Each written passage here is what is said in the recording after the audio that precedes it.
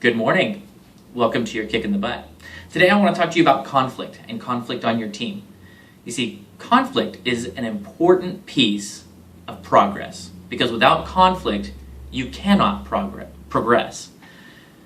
And conflict happens when the ideal is not being met by your current performance. And so when that disparity is happening, it creates conflict. And it's with that conflict that you realize that there's a gap and you can create a plan.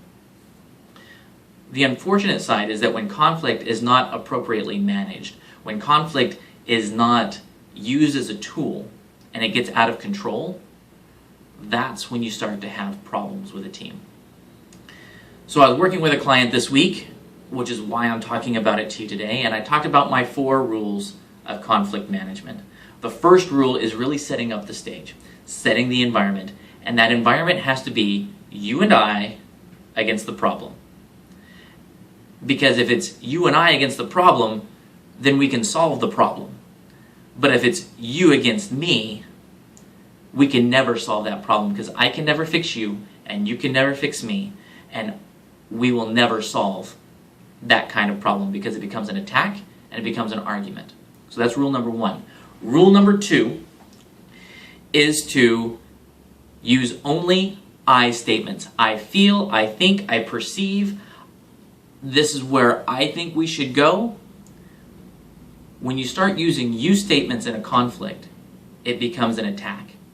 Intentional or unintentional, it's perceived. And when somebody hears you in a conflict, they immediately begin to get defensive and they stop hearing what you have to say.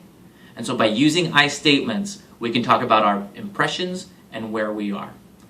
Rule number 3 is that we allow each other to talk. We don't talk over each other. And when I'm managing a team and we're at a table and we're talking with each other, I often have to play referee. I encourage you to have pieces of paper so that you can write down the notes. When you have a thought and you want to defend that thought or you want to put your point forward on something that somebody else is saying, write it down. Wait for them to finish and then bring it up. Don't interrupt. Not only is it rude, but it creates hostility because the person that's speaking doesn't feel heard. And rule number 4, and this is a very important rule and one that I enforce very, very, very strongly.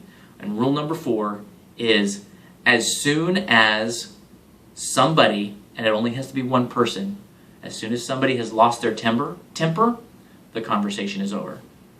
We have to stop at that moment because if we continue, it only escalates. Now, we may just take a break and come back in a few minutes when everybody's cooled down. We may postpone the meeting for a couple of weeks or a week or whatever it takes for us to recalibrate, get our emotions in check, and then come back to the conversation. This is effective with any of your team members. It's effective when it's just one-on-one conversation in discipline with an employee. It's effective when working with your spouse. It's effective when working with your children. I've started using these rules here in the last week or so with my own children and I found it very, very successful. It's amazing, isn't it? When you take principles from your work and apply it to home, how amazing they work. Anyway, I hope you've enjoyed it. I hope it's effective for you and I hope you can move your team forward. We'll see you on the other side.